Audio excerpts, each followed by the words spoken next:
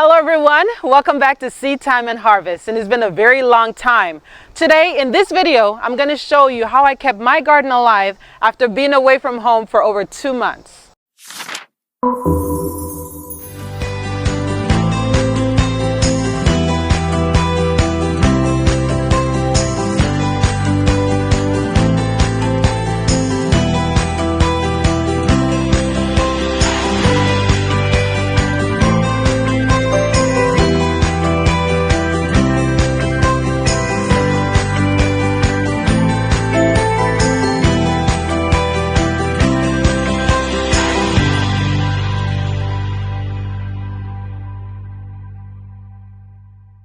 Leaving your garden for a long period of time, yes, your garden will survive, but it will not thrive as when you are there giving all the necessary nutrients required for your plants to be abundant in terms of fruit production.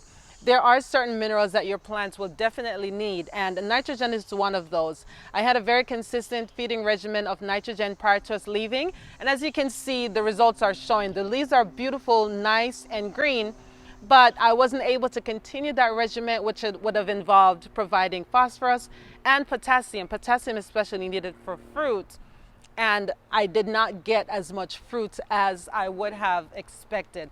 But that's fine. We're gonna build it up. So let's look at this tomato plant. Here I have, I think, about 3 or 4 different tomato plants here. I know I have 2 cherry over there, and I have a Johnson's tomato and another one that I don't remember, but all these varieties are indeterminate tomato varieties, which means that the length, how well the tomato plant grows, is out of your control. Usually the plant grows up to about 7 feet, and that's different from the determinate tomato variety, which are your pot tomatoes. The growth of those varieties are determined. So with this plant, when we came back, of course, the vines were all over the ground, so I just raised it up and put them on top of this tomato trellis. But I want to bring your attention to one specific tomato here that will give me an idea of what's going on in the soil in this bed. So if you can see here, I have a tomato that looks really soggy, really squishy. I don't know if you can see all the water that's inside. If you see this type of tomato on your plants, or any tomato that has a really dark spot underneath, then you have what's called blossom end rot. And this is usually a calcium deficiency. Calcium deficiency is one of those mobile nutrients in soil, which means that it moves with water. Whenever you have calcium in the soil, if you have a lot of rain or a lot of moisture, that nutrient is not going to stay. And tomato is one that shows that it needs calcium. You have that deficiency when you see any of these symptoms, all right, which is the squishy tomato. If I were to pick this, you just see all the water coming out of it, or that dark brown. All right, now this of course is a simple problem that can be fixed just by adding calcium to your soil. So blossom end rot, this is a result of a calcium deficiency, which again takes place if your garden is overwatered. And I don't know where you are, but for the last few months we've been having a lot of rain, a lot of watering in the state, especially where we live. And that will lead me to tell you how you can maintain your garden for a long period of time without you having to be involved. So here's a quick solution. If you want to garden, but you don't have a lot of time dedicated to watering your garden, especially when the temperature is so severe, a simple timer, this is a 2-prong timer, would be wonderful for you. It has different settings, and again, you can attach 2 different hoses. You can set the time that you want that's convenient for you to be able to water.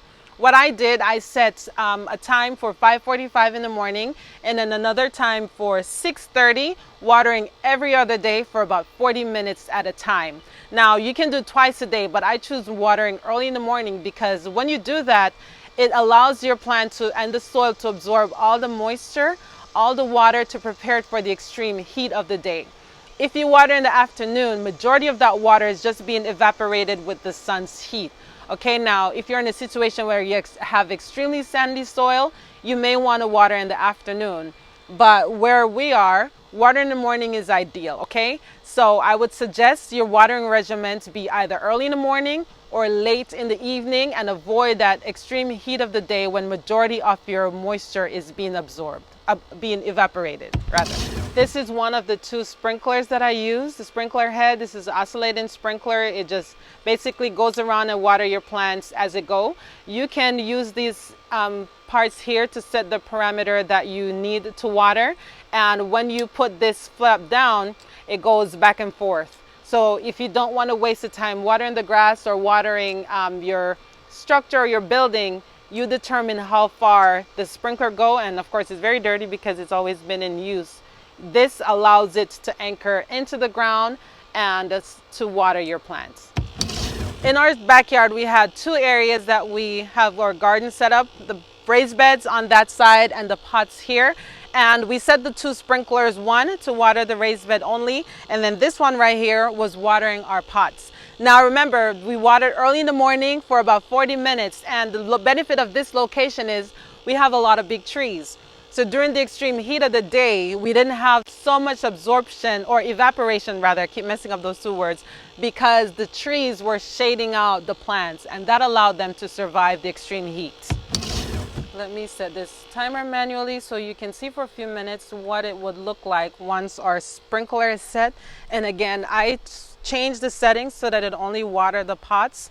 If you have a big garden area that you need to be completely watered, then of course you would change the settings so that it goes all the way around the full 360 degrees. So right now it's just only the pots are being watered, and I went all the way at the back of the last pot to make sure that the water is getting all the way through. If you have a lot of broad leaves like the banana, of course you want to spread those out to prevent, water from not getting to the pots that are furthest in the back. Well, friends, there you have it. This is how we were able to maintain our garden for over 60 days without us being involved. All we need was some sprinklers, a timer, and prayer. And you can do it too. This may even help you if you want to grow food but you don't have all the time committed to watering. I hope you stay tuned on Seed Time and Harvest, where we'll continue to give you tips on how you can grow food and be sustainable wherever you are. Don't forget to like, share, subscribe, and leave your comments in the comment section below. Let me know how you maintain your garden throughout the extreme heat. All right, thank you so much for joining us on Seed Time and Harvest. Happy planting. Bye.